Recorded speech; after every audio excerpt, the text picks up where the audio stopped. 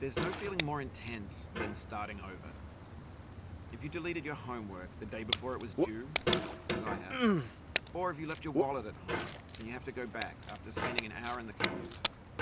If you won some money at the casino and then put all your winnings on red but it came up black. If you got your best shirt dry cleaned before a wedding and then immediately dropped the food on it. If you won an argument with a friend and then later discovered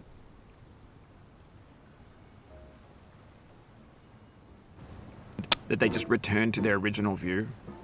Starting over is harder than starting up. If you're not ready for that, like if you've already had a bad day, then what you're about to go through might be too much. Feel free to go away and come back. I'll be here. Alright, thanks for coming with me on this trip. I'll understand if you have to take a break at any point. Just find a safe place to stop and quit the game. And don't worry, I'll save your progress, always, even your mistakes. This game is a homage to a free game that came out in 2002, titled Sexy Hiking.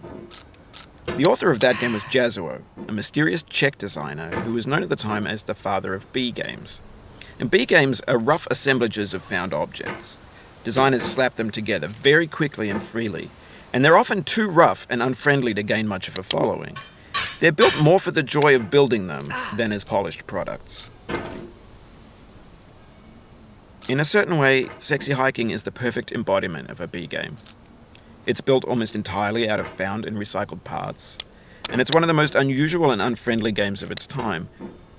In it, your task is simply to drag yourself up a mountain with a hammer. And that act of climbing, in the digital world or in real life, has certain essential properties that give the game its flavor. No amount of forward progress is guaranteed. Some cliffs are too sheer or too slippery, and the player is constantly, unremittingly in danger of falling and losing everything.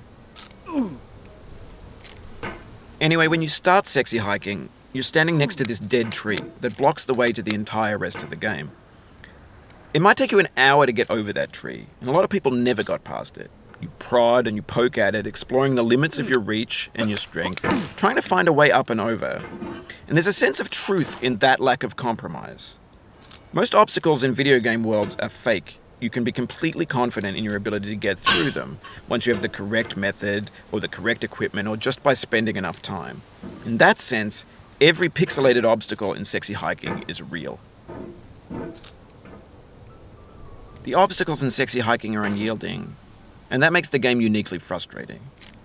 But I'm not sure Jazuo intended to make a frustrating game. The frustration is just essential to the act of climbing, and it's authentic to the process of building a game about climbing. A funny thing happened to me as I was building this mountain. I'd have an idea for a new obstacle, and I'd build it, test it, and it would usually turn out to be unreasonably hard. But I couldn't bring myself to make it easier. It already felt like my inability to get past the new obstacle was my fault, as a player rather than as a builder. Imaginary mountains build themselves from our efforts to climb them, and it's our repeated attempts to reach the summit that turns those mountains into something real. When you're building a video game world, you're building with ideas, and that can be like working with quickset cement. You mold your ideas into a certain shape,